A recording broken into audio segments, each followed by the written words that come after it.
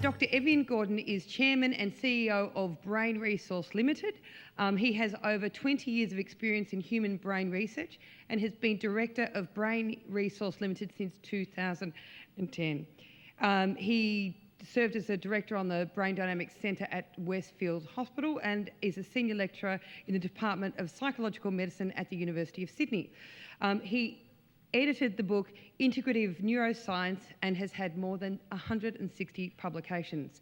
He will now be presenting The Domain of the Mind, The New Frontier. Please give him a warm welcome all the way from Sydney, Dr. Evian Gordon.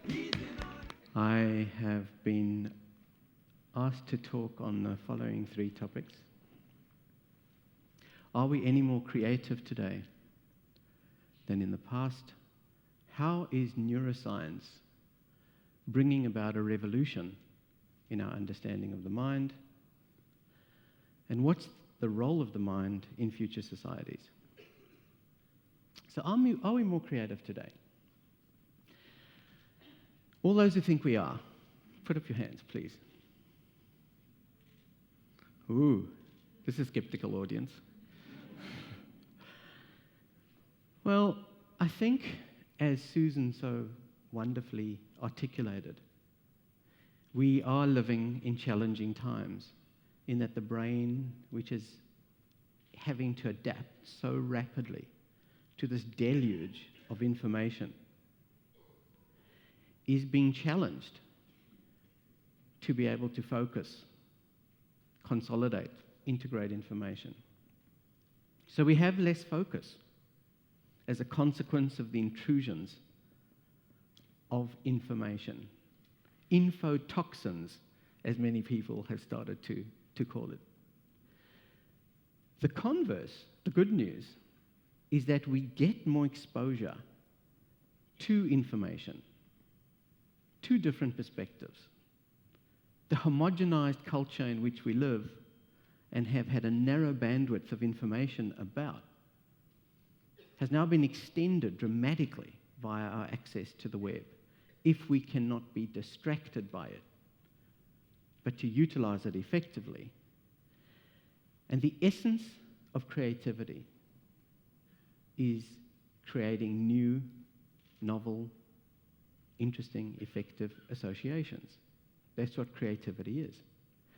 So in principle, the more we are exposed to diverse views, complementary insights, different context, different specific details, the more theoretically we should have a greater grist for the mill to connect more dots and come up with more interesting ideas.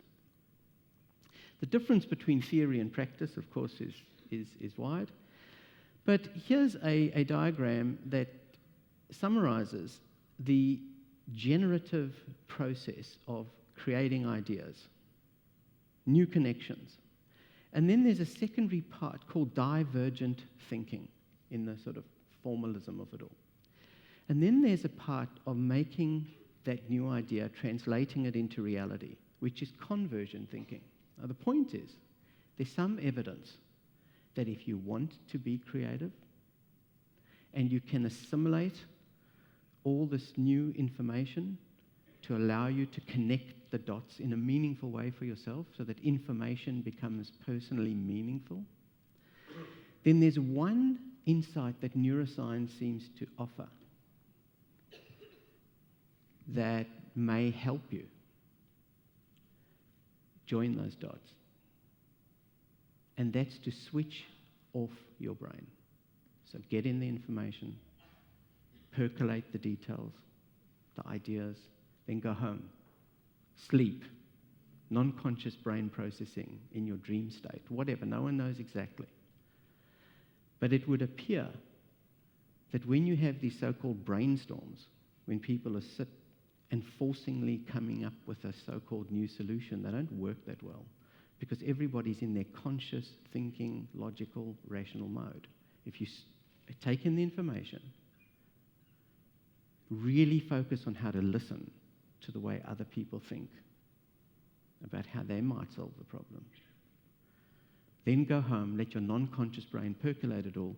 You may find yourself generating more new creative ideas. So that's an example where neuroscience has started to shed light on how to use our conscious brain for more information gathering, organizing that information, and our non-conscious brain, when you switch off our conscious brain to let our non-conscious brain, 85 billion neurons and 85 billion supporting cells, highly interconnected, and 100 chemicals sloshing around. That's a lot of firepower. Let it do its work, and you may be surprised. The other point, my only point, about why there may be a new cultural environment for creativity is the obvious exposure on the web. And how many, we hear so much about all the negative things on the web, and they're all true.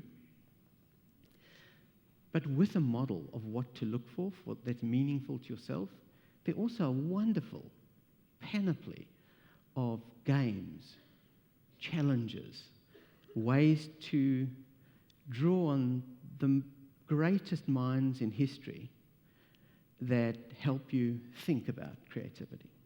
So that's the first question and some context about it with respect to how to do it and why there's the potential to get better at it.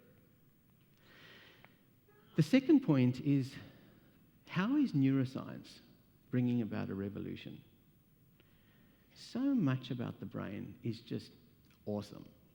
I've had the privilege and our consortium of about 300 scientists around the world that work together to simply hold hands in the dark and combine our insights about the brain. It's a wonderful journey and a wonderful privilege to be in the brain space. But what does it mean? What benefit does this have? And what we've seen increasingly is that above all, the brain needs to feel safe. Until the brain feels safe, it's very hard for the brain to explore creatively, look for rewards. So safety, threat, anxiety would seem to be, there are 5 times as many threat networks, negativity networks in our brain than positive ones. And it's like our genes. You know, our genes are obviously important, but they're not our destiny. But we ignore them at our peril. Same with understanding the brain. If we do not have some insight into what threatens us, into when we magnify threat, we are limiting how to be able to control that so that we are more likely to go and find reward. The second principle that we're seeing is that there are 2 modes of processing in the brain that we all know: conscious, which is thinking, memory, talking, and non-conscious. And we all intuitively know non-conscious is our intuition, but what does that mean? And why is that so crucial to understand what that non-conscious door is doing? Because there's a lot of baggage, a lot of negative weight that's associated with that. And I want to spend a minute just exploring that a little further. Because that non-conscious processing has biases, and those biases are normally just to protect us, to make us feel safe.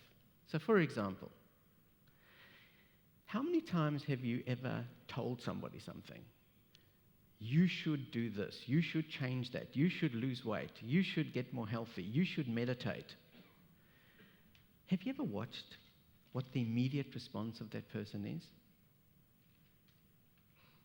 How often has the person said, "Oh, absolutely, this sounds terrific, I definitely got to start doing that tomorrow"? Or how often do people go, they find an objection? The most common objections I've observed after watching this for a long time is they say the word, "but," "I'm concerned," or they fold their arms. So everybody in the audience is folding their arms. Thank you. You're going to take in 40% less information of what I'm saying, which may be fine. But if you're in a meeting and somebody asks you to do something, please text me if you ever find anybody who says yes to committing to something with their arms folded. Now, here's the spooky thing.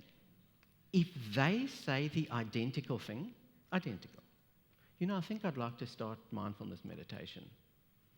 It must be true, because they have said it. So why is this the case? Why is this obvious conundrum so basic? It's simply understanding a little bit, and we have no monopoly of wisdom on this. The door is creeping open, about these two modes of processing. We live in a world of words, consciously, and of cues that are non-conscious. So what do I mean by that? The words is easy and obvious. The words on the left are the threat words, the negative words, and the words on the right are the positive equivalents. And when we look at people who slide into depression, that's usually the slide. They get a little stressed, stress doesn't go away, they get frustrated, they get angry, and then they get depressed and feel worthless. So it's pretty straightforward, actually. If they don't break that cycle, it's very hard to immerse in the other side of the equation.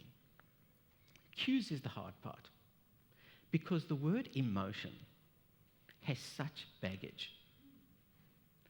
We have been taught, especially in the Western world, that emotions are bad for you. And we haven't even disentangled what's the difference between emotion and feeling. So the neuroscience, what it has to offer is to suggest that emotions are nothing more than cues. What's a cue? A cue is a marker when somebody smiles at you. When they smile with the corner of their eyes as crinkly, that's an authentic smile. When they smile just with their mouths, that is not authentic. That cue is the difference between you having an authentic connection with that person or you going through the motions. Body language cues, even the way people shake hand, anybody sitting with their finger in their mouth, sign of insecurity. Folding arms, we've talked about. We'll wait and see. I'm not sure that this person knows what he's talking about. Who knows? I mean, the cues are obvious. They're nothing you don't know. But how much do you tune into them? Because that is all emotions are. It's your capacity to read those cues in 1/5 of 1 second. So you're doing it automatically and non-consciously. So that you then can see how your heart rate, so the cues, you pick it up in 1/5 of a second non-consciously, and then see what the effect of that is. Your heart rate goes up, your sweat rate goes up. If somebody smiles at you, for example, and you know that smile is not authentic, it is a mouth smile. And they could be saying the most wonderful, validating things to you. Your brain is going, Houston, we have a problem. So how do you train yourself? What do you do? And that is the world in which we truly live. And without a scientific model of how to then control your increase in heart rate, your increase in sweat rate, you are hijacked by your emotion brain. So this notion that thinking comes first and emotions follow, the science would seem to indicate that the opposite is the case. The emotion cues happen in 1/5 of a second. You then feel the effect, you experience the emotion effect, the impact in a 1/2 a second, and then you can start thinking about what to do about it. Is it significant? Should I remember it? Should I say something? Should I intellectualize? Should I pretend that I'm equally engaged? It's actually, in its essence, reasonably straightforward. So, one organizing principle, 2 modes, 4 key processes, but the cues drive much of the dynamic. And you can easily control your feeling, because that's just your breathing rate, your heart rate. You can train your thinking, how much you want to remember, plan, focus, and you can self-regulate, which is hugely to do with your attitude, so that you don't overreact. You don't become a catastrophizer to negative issues. So that's the essence of what neuroscience has to offer. Why don't people change?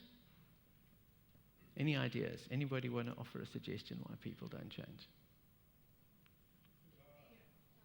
Too hard. Absolutely. It is too hard. It is too hard. The data is terrible. Exercise, diet, even people who are stressed. But the possible mechanism may be that change is a threat. And it's a threat to self-comfort. People have spent a lifetime. Neurons that fire together, wire together. We are creatures of habit. Now you're asking me to change my habit? Why? It's threatening. And I'm going to lose something. I'm going to lose my routine. I may lose my status. I may lose my sense of self-confidence. So you had better have a very good reason and a very good mechanism to help me change. You better guarantee success. You better make it fun. And it better be engaging. And most of all, success. The brain loves dopamine. Dopamine is our chemical of success. You succeed at something, however small, phew, dopamine, like an aerosol spray. You give the brain dopamine, it's going nowhere. It's back for more. And until you get it to that level, you are not going to have a cycle of success, of change. And it can be done in very, very small ways. It's remarkable how little it takes to generate a positive validation, a positive step that makes you feel you're getting somewhere. So to end off, information is limited. Motivation is transient. We've all had these experiences. Bursts of enthusiasm that last for a very short period of time. It is all about training. Neurons that fire together, wire together. They're no different to a muscle. If you train, you're going to change. You're going to create new brain habits. If you don't, the same voice in your head that is sitting there now, whatever it's saying, that same broken record is unlikely to have any reason to change. But you can train it to change, and you can train it quite quickly. And it's obvious, practice. Mastering stress is crucial for those of you who do mindfulness meditation. But as Susan beautifully pointed out, you can visualize it. And visualizing is like doing it. So you can very quickly get to the point where you can master your fear, switch off your stress system. And there are all sorts of ways to do it. There's a stall over here where the books are on one particularly powerful way to switch off by breathing at the one rate that makes you most stressed, and most calm, least stressed. But there are many ways to also change your thinking, like games that can shift you from negative to positive thinking, so that you really are taking small steps in that direction rather than that direction. Every moment of your life, you're making a choice. Am I going to go in that direction or that direction? Nobody stands still. Not with so many neurons in their brain, all actively interconnecting. And you can change these, you can train these processes by simply training, playing games that look at these cues and teach you to become better at it. And there's hundreds of options out there to train your brain. And you can train your brain on computers, you can train your brain on mobile phones, 5 minutes a day. And you will see new brain habits emerge within 2 weeks. I'll leave you with this final thought before I end off on the philosophical issue, which is, I've called it the Gordon 1,000 times rule. It's essentially, people say, how much do I need to train? Now, this is not a sort of hard and fast rule, but about 1,000 times. People go, oh, that's too much. It's actually not a lot. If you think about, I'm going to change, I train it, visualize it before you go to bed, set mini goals, talk to yourself about it. And before you know it, within 2 to 3 weeks, you're actually already pretty close up to doing it 1,000 times, where it shifts from being something conscious to being an automatic new brain habit, secreting dopamine and getting you into the game. And that's what neuroscience has to offer. And it's better to do one thing well than 5 things badly. It's also better to start off with the things that are easy, like breathing at your best breathing rate or visualizing stuff while you're breathing, than it is to fully change your emotions, because they at a fifth of a second, they're very hard to train. But all are trainable. And if you train one, you'll affect all, because the brain's so interconnected.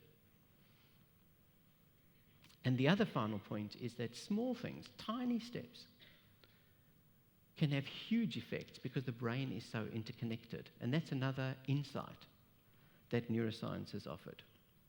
So that's hopefully training works. And the final point I was asked to talk about is to say something about how this is changing our societies?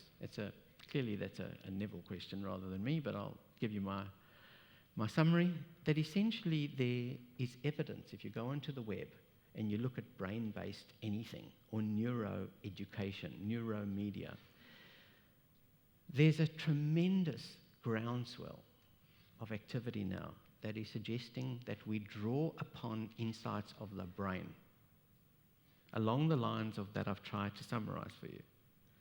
That'll change the way we circuit break these simplistic, short-term, binary, political clashing kind of modes that we're currently in. And so whether it's education, the have-not gap will become more about what people know rather than who they know. Computer interaction, we're going to be wearing wearable computers soon that will help us process information and allow us to think about patterns, about creativity, and it'll be seamless. I've already seen the prototypes of these. They're real. Medicine is going to become about objectively working out what works for people, and not just drugs, pills. Alternative therapies, they don't even need to be pills. And there's growing evidence that there really are powerful ways. But they're not mutually exclusive, even nutrition options.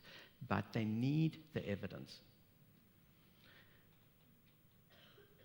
And so the answer to the three questions, in my simplistic summary, are we more creative today than in the past? I think so, because we're being empowered with new tools of association. How is neuroscience bringing about a revolution in our understanding of the brain? The capacity not just to give information, but to train. And the role of the mind in future societies, clearly they are emerging into the mainstream. Thank you very much.